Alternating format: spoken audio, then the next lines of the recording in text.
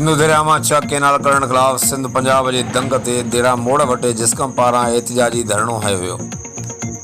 धरणे में उबाड़ो कंदकोट मुरीशाख शिकारपुर घोटकी में सवें कारकुन शिरकत कई। धरणे की अगवानी जिस्कम चेयरमैन सनान कुरैशी, नायाब सर्कस सिंधी, अतर सुमरो ऐं बेन कई। एहतिजाज कंदड़ सिंधु दरिया में गैरकानूनी केनाल कढण खिलाफ सख्त नारेबाजी कई। एहतिजाजी मुज़ाहिरे के खिताब कंदे सनान कुरैशी चयो त सिंधु दरिया सिंध की ज़िंदगी की शह रग है।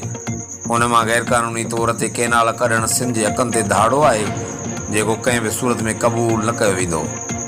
उन मुतालबो कयो त फौरी तौर ते 6 केनालनि की खोटराई बंद कई वञे ऐं सिंधु दरिया ते सिंध जो हक़ तस्लीम कियो वञे। इन मौक़े ते नायाब सर्कस सिंधी चयो त सिंध जा माण्हू पंहिंजे पानी के वसीलनि ते धाड़ो कंहिं भी सूरत में बर्दाश्त न कंदा।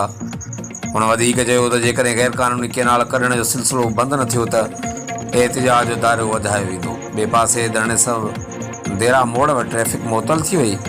गाड़ियुनि जी डिघियूं कतारूं लॻी वियूं जंहिं करे मुसाफ़िरनि खे परेशानी खे मुंहुं ॾियणो पियो। मुहज़राइन ऐलान कयो त संदन एहतिजाजनि जो सिलसिलो तेसिताईं जारी रहंदो जेसिताईं हुकूमत संदन जा जाइज़ मुतालबा न थी मञे।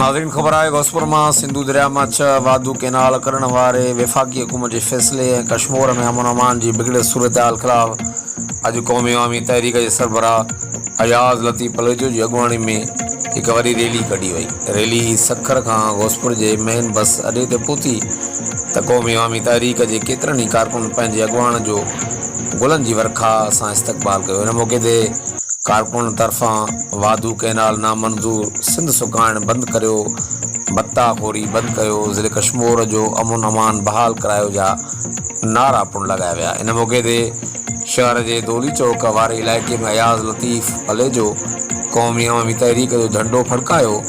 उन मीडिया से मुख़्तसिर ॻाल्हाईंदे चयो त ज़रदारी विफ़ाक़ से मिली सिंध खिलाफ साज़िशुनि में मसरूफ़ है। उनके रुगो पंहिंजी कुर्सी जो फ़िक्र है। मज़लूम माण्हुनि जे मसइलनि तरफ़ ध्यान नथो ॾिनो वञे। असां बदअमनी ऐं बत्ताखोरी खिलाफ़ एहतिजाज जारी रखंदासीं।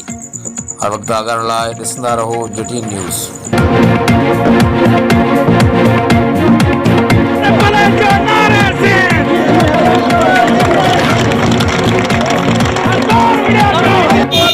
बराबर